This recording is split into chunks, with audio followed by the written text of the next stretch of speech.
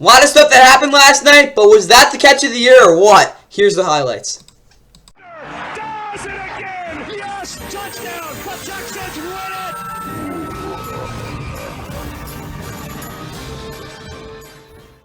A chance to get into that open hole. Stroud, pressure again, loses the ball! And the Jets come up.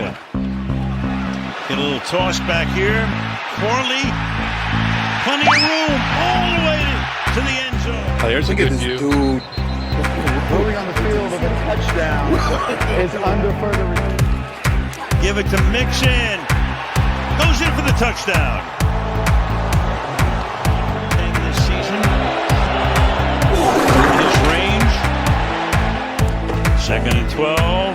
Rodgers under pressure. Throws one-handed caught. Wilson touchdown. This one from 54 out. On its way, and they do. And Rodgers will throw and opens Adams for a first down and a lot more. Four-man rush.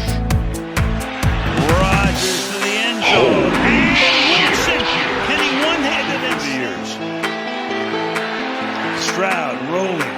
He's throwing deep. He's got a man. He hits him.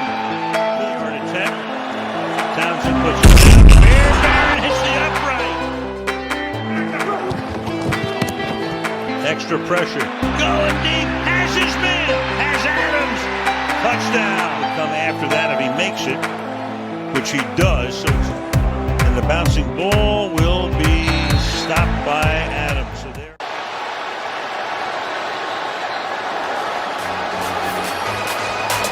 Whoop.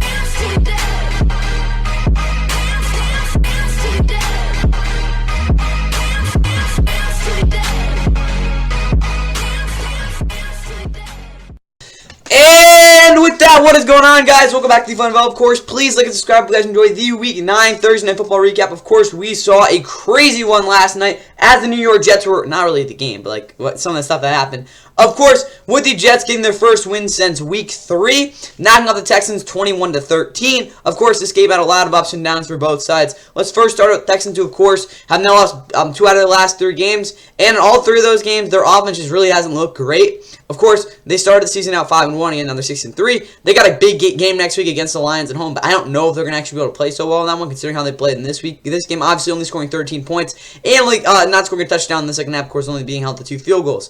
CJ Stroud, probably the worst game of his career, 11 of 30, 191. Just not great overall. Obviously, he had a lot of incompletions. Got sacked 8 times, had a fumble loss, too. He was just really a bad game for him overall.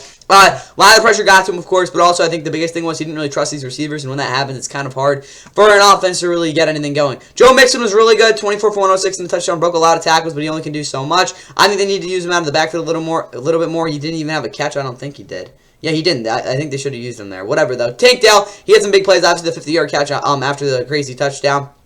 6 for 126 overall, though.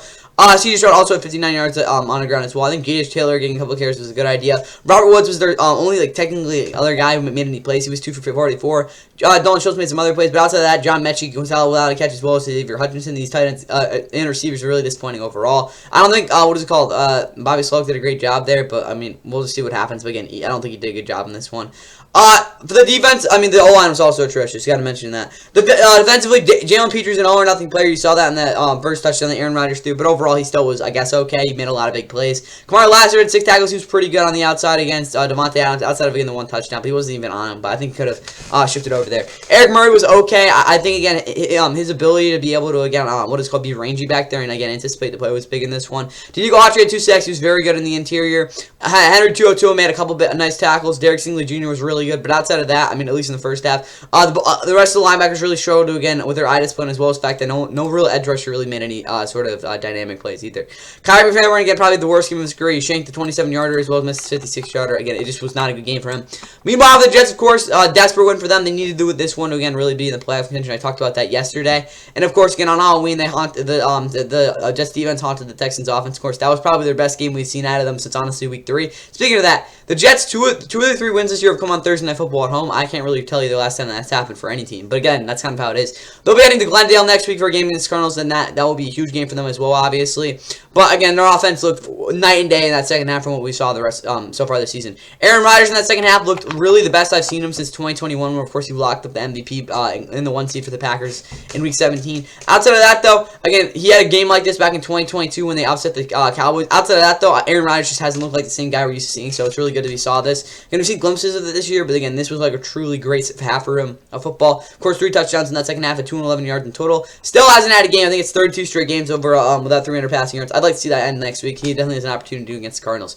Breece Hall was very good, 74 yards in. I think he got a couple more carries. He had a couple big runs, but nothing really that crazy. That's really the only criticism I have about this offense. I think they could have ran the ball a little bit more, but again, with how they moved the ball in the second half, can't really be mad about that. Obviously, Malachi Corley on the what is it called? Deshaun Jackson has throwing the ball before it gets in the end zone, and again, that was a fumble. That was really bad. But hey, rookie mistake. Again, that's the type of plays you're expecting rookies to make. So again, one play, learn from it. You're good. Receiving though, again, Davante Adams finally showed up, 7 for 91 touchdown. Probably got concussed in that crazy hit, but he of course had the 37-yard touchdown. First touchdown to him and Aaron Rodgers, obviously hooked up since 2021. Garrett Wilson had his best game with Aaron Rodgers of the season by far. Obviously 9 for 90 and 2 touchdowns. Obviously the elephant in the room, that catch was just. Oh my God! I don't think we're gonna ever see a catch like that for a long time. Again, we thought that catch for Justin Jefferson against the Bills back a couple years ago was that crazy. This one was even crazier. Obviously got the shin down. That rivals OBJ's catch back in which of course was actually 10 years ago. Yeah, that you can't beat that catch, guys. That was insane. Kenry Yeboah, I mean, he made a catch, I guess. Breece Hall a couple catches. Outside of that, though, Mike Williams was on the field too much. And again, outside of these 2 guys, no one really did much. But hey, it worked out. They had a great second half. For the defense, I guess they were good. I don't know. They seemed like be playing a lot better together. The biggest issue I had with them is I don't think they were the most. I don't even know how to put it. I don't think the communication was great, but it really didn't matter with how they were able to dominate up front. They got so much pressure. I think 5 different guys had at least half a sack. It was pretty crazy. And outside of that, Michael Carter was electric in the slot. Really shut down Tank Dell a lot. But again, outside of that, I think this defense played a really good game. Definitely their best game in a while. Again, maybe what is it called? Jeff Ulbrich knows what this group is right now, because again, they haven't been good the past couple of weeks. But yeah, great game by the Steven Sherman Sherwood, 2 sacks as a blitzer. Team stats, again, the Jets didn't have 200 yards of offense. Again, Aaron Rodgers only 32 passing yards in the first half, but it didn't matter because they still won. Again, they ran the Texans at 187 total rushing yards. They actually controlled the ball longer, but again, that really bad fumble early kind of screwed them, as well as the fact that, again, they just really weren't able to get things going late. The Jets were able to pull away a little bit, and that's really what ended this one, as well as 2 missed field goals from Kyrie Fairbairn. With that said, that's all I got for you guys here. Hope you guys enjoyed Thursday Night Football. Again, I hope you guys also had a great Halloween. That's all I got for you guys here. See you tomorrow. See you on Sunday at 9. At 9 a.m. for 9 a.m. for the Week 9 preview. Of course, going through all of Sunday's games. With that said, that's all I got for you gues here. Again, these 2 teams have pretty big games next week. But until then, again, see you on Sunday at 9 a.m. for the Week 9 Sunday preview. Morant trying to feed it. Ball to the floor. Job from the seat of his pants. Lob through.